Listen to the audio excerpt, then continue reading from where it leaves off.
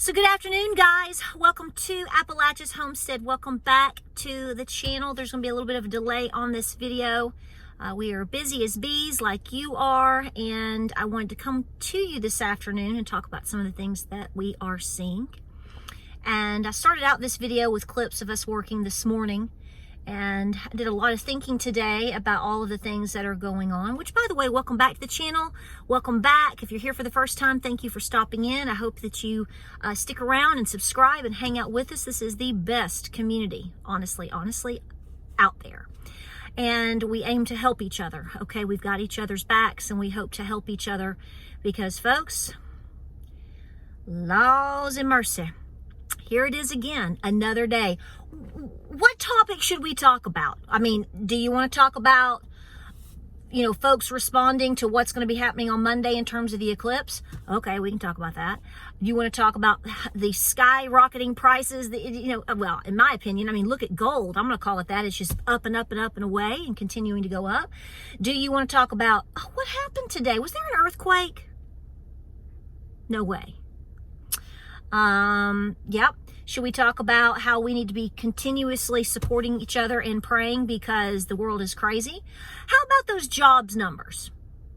How's that looking for you? I mean, you know, do you really believe what they're telling you? But, you know, it's not about believing what they're telling you. It's about understanding how they've manipulated the numbers and the semantics that are used. And you're telling me how many jobs? Oh, right, because, what? Everybody's having to work 2 and 3 jobs now. Side hustles like crazy. All the people that are being laid off left and right. What about the 99-cent stores? What is it? 371 99-cent stores. Now, we don't have those here. It seems like we did, though. It seems like several years ago, and if some of you are local, you might remember out in Knoxville, off Kingston Pike, in a little place called Windsor Square. At least that's what they used to call it. I guess it's still Windsor Square. Many moons ago, like 35 years ago, my mother when that place first opened up, my mom opened up her first little clothing store there. It was the place to be, right? And so a lot of good memories there. I learned a lot as a kid. But in the corner, at some point, I think there was a 99-cent store, not a Dollar Tree. There was one. I don't think it was there for very long, a couple of years maybe, but here's the point. I think the 99-cent stores, I think they're out west, like California, Arizona, Nevada. You all will correct me, I know, but we don't have those here, but 371 stores to close. That's an awful lot of employees, but the economy's booming, honey. It's just booming. It's called boomeranging. It's knocking people out and then coming back and knocking you out is what's going on. So I was looking at the data somewhat. I've been looking at the data as far as the job numbers, and you're negative in terms of full-time jobs. I've been reading comments and articles and different things like that, and I admit this to you, and I mean this. I don't mean this harsh or bad or, anything, but I just go, this is why this community, me, you, have been telling people very strongly for the last 3 to 4 years to do several things. Please be preparing.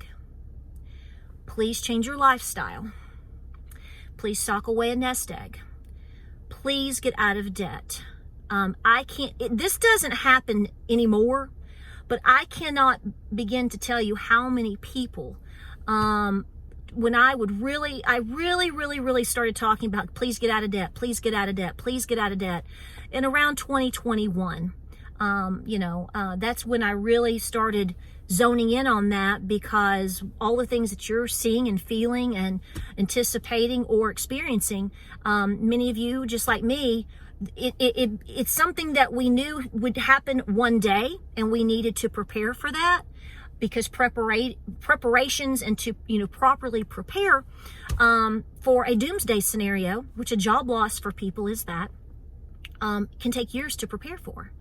And I would get people, you have no idea, that would argue with me about how stupid I was for telling people, please don't go into credit card debt if you can help it. Okay, please don't take on more debt. Please try to pay it off. Now, again, somebody's going to sit here and say, well, I've lost my job and this has happened and I don't have a choice now. I get that, okay? And I'm not scolding you if you absolutely are doing things to squeeze by. That's not what I'm saying.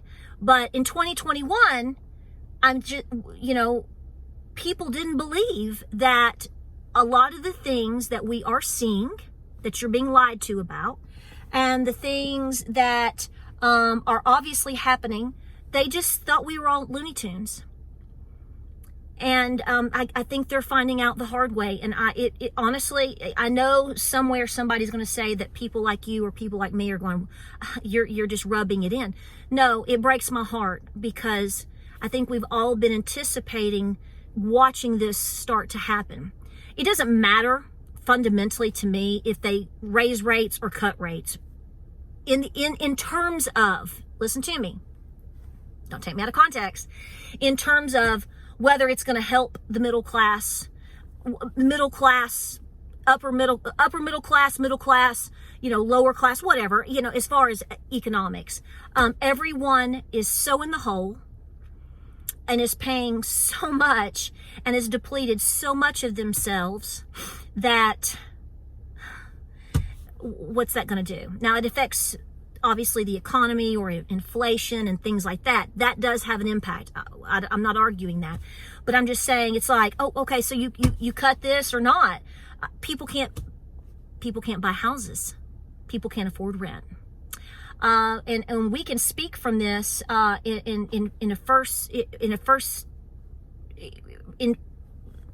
terms here, because as you know, I have 3 sons and they are all college age and older, and working, and they are truly finding out the hard way. And we've been telling them. It's not that they didn't believe it, but you know as well as I do, I can sit here and tell you something, but until you see it for yourself or until you experience it for yourself, it's kind of like you hold your breath and hope it doesn't happen. Well, they're seeing it because they're trying to choose their career paths and, are we doing trade school? Are we going to finish this? They're all doing different things, and and like, for example, my oldest right now, I mean, he and his wife make so much more money than James and I did when we started out. I mean, I wouldn't have known what to do with myself if I made that much money, and there's no way they're buying a house. So this leads back to, I mean, they can't. It's nothing against them. It's nothing against the young people, but they're all finding out. There was a young man, when I was checking some stuff on Instagram earlier today, somebody posted there's a young guy on TikTok, and he was talking about how many hours a week he was having to work, and he can't, he's not a busted butt, as my daddy would call it. That's not exactly what my dad says, but you know what I mean. They can't afford anything. This is part of it, guys. This is part of the plan. And what that does is that puts pressure back onto the middle-aged people who are supposed to be working, but yet to the point where my husband is not retired. My husband will never retire. He told me this 6 or 7 years ago. My husband, honestly, maybe he's a little bit psychic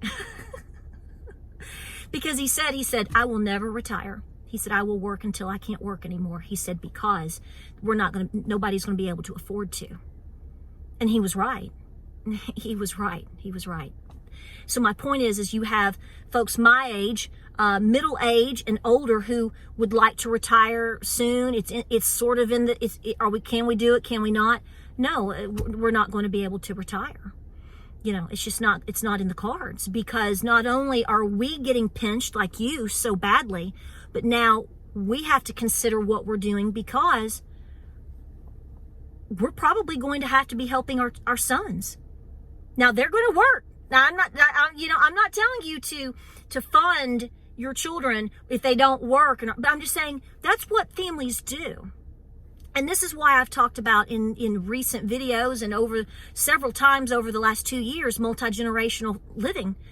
It's not about whether it's a good thing or not. It's about people are not going to have a choice anymore. Because how are people going to afford to live elsewhere? And all of these apartments James and I were just talking about this today, all these apartments that he's like, how are people doing it? Who is living in those apartments, and who's making the rent for them? A lot of things to think about there. I will tell you today that our local gas station yesterday was $2.92 per gallon for regular. Today, it's already $3.09. I had to go to the post office. It's already $3.09. So gas is going up. You think that's not going to affect inflation, which affects jobs, which affects the bottom line? Why would kids go to school?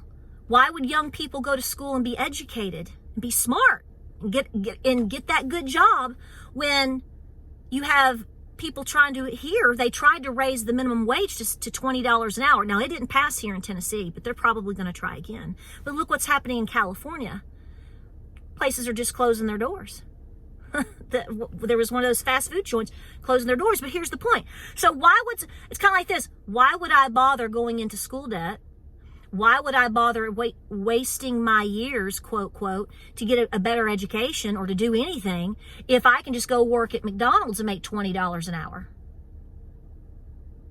See what's going on there? But what happens when they do that? They might work 6 months, a year, 2 years, and then what if those places close, depending on the place, because nobody can afford to eat $20, $30 hamburgers anymore? Or better yet, AI takes over and kicks their job out. Or, like I said, the company just closes altogether because they can't afford to pay their employees.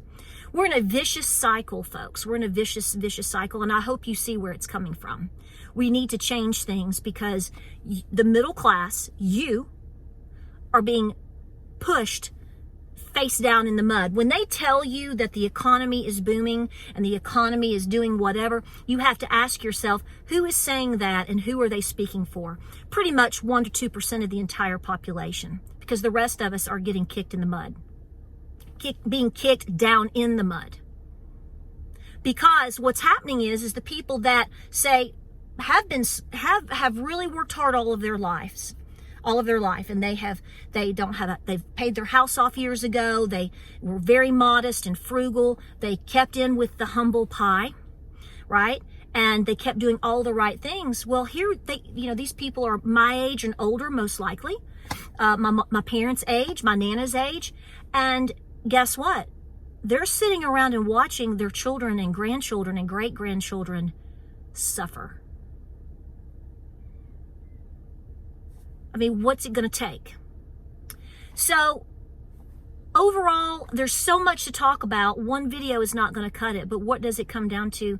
First and foremost, you've got to be able to handle this stress, and the number one way to be able to handle that is truly, I'm going to tell you this, you got to be praying about it.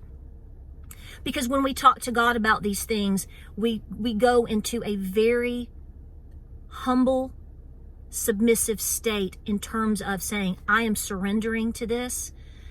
Lord, I'm surrendering to you, guiding me and giving me wisdom. And you find out that all the things the world has been telling you to do is not what God is going to be telling you to do. You will, I seriously believe that, and I have experienced that. Your entire view on what is important and what do you need changes, and you instantly fall in, I believe, into I call it a humble pie status. Your great-great-grandparents that lived through the Great Depression, if you're near my age, it would be my great-great-grandparents. And like I've told you before, I knew my great-great-grandmother up until the day she died in 1993. And that woman was the most humble woman ever. And all the things that she endured, and that is what we're going to have to come back to.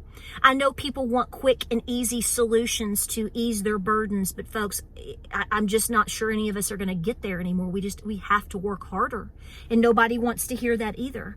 And that puts me in people like me and potentially people like you in a bad position. But that is the honest to Pete truth.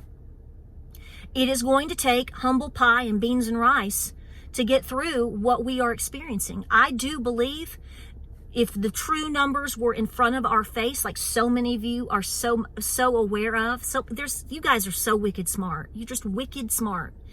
I do believe that we are in a depression. And I've said for a long time, I think that everything that we're seeing is being lied about and manipulated. Because particularly we are in an election year. Go ahead and do it, selection year. And what I am anticipating, if you want to use the word fear, because somebody's going to say, don't say fear, you're not supposed to fear anything. Well, let's just go with it for the sake of this conversation. Once the election is done, heck, it might even be before the election. I really think you're going to see potentially going into 2025. Remember, we're already into April. I know that time, as I've talked about before, we've lost space and time. It's incredible. It's like, where are we? What are we doing? Because every day you're getting T-boned with something crazy and crazier every day. I don't have a crystal ball. I'm not making a prediction. I'm just telling you that as we inch through 2024 and the tentacles of control continue to come in, and they want to warp you with this and manipulate you with that and steal the minds of your children with this. You're getting slammed every which way. But economically, that's where they're going to get us the hardest. And honestly, regardless of what happens in November, I think something vicious could very likely come out economically. We won't know for another 9 months to a year, maybe 2 years. But that's what I'm bracing myself for. And that's what I'm trying to prepare my home for. You believe what you want. I'm not telling you what to believe, and I'm not predicting anything because I don't know anything. But something in the back of my mind and deep in my gut, and we've talked about this before many times, it's like we are literally just spinning around in diatomaceous earth. If you are a farmer, you know exactly what that is and how it just cuts you. It just cuts and cuts and cuts. And it's the death by 1,000 cuts. And the economy is definitely it. Think about what's going to happen if we have an emergency. So we're going to send all this money to Xanadu, and we're going to make Xanadu part of the club. You do know what I'm talking about there, right? You understand that I'm speaking in riddles. But I do that on purpose, and you should know that as well. We have to here on this platform. But what's going to happen to the oil reserve? So it was never, so now it's too expensive? Well, now, no duh. So let's just get into more world conflicts and poke the bear some more, because that makes a whole lot of sense. Be careful who you are supporting, folks. I don't have to say much to this crowd because you guys are smart and you already know. Keep doing the things, folks. I know this is so repetitive. I just told James before I came up here, I said, I just keep saying the same things over. And he said, keep saying it. Keep saying it. Please, if you are in a good position right now with a job and you can continue to pay on debt and put a nest egg aside and to put food aside and do the things, you must be doing it. You will be helping your family. You will be helping somebody close to you. Folks that are probably good people that are preparing right next to you. Please hear me out. Keep doing all the things. Everything counts. The beans and rice and Spam, the paying down the debt. Please, summer is coming. Please don't do anything stupid with your money this summer. I know people say, well, I deserve to go to Myrtle Beach, or I deserve to go. Humble pie. It's time for humble pie. $1,000 on a trip, or $5,000 on a trip, or $500, all of these things add up. Please, please, please be so responsible. Every penny counts. And the comments section down below, please comment all about this and encourage people to honestly be humble pie. You will be praying, you will be preparing, and you will be setting yourself up for success in a very hard time. Look around. Undeniable. Like, subscribe, and share. I love you guys. I hope you have a wonderful weekend that we are going into. It is so cold here in East Tennessee. We're in dogwood winter, quote, quote. The mountains got 4 to 5 inches of snow, and we're going to muscle through it. Better weather next week with some rain, but better weather is coming. Guys, you got to hang in there. You got to keep praying. Things are happening around us. Things are happening all around us. Pay attention to those things and put prayer on your top of the list of things to do. The rest will come to you. I promise. I'll see you on the next video. Godspeed. God bless. Be peaceful. Be praying. Please be preparing in all ways. I love you. Have a great weekend, and we'll see you next time.